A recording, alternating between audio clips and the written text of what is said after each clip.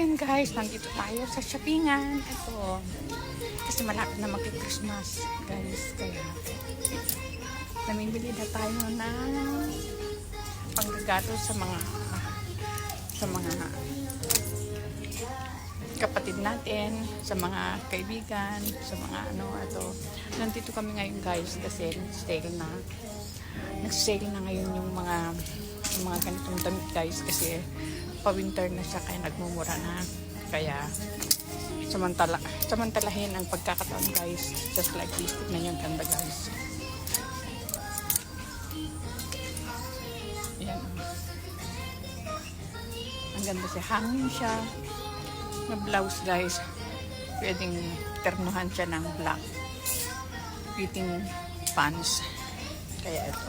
Nandito kami ngayon na ate ko ulit.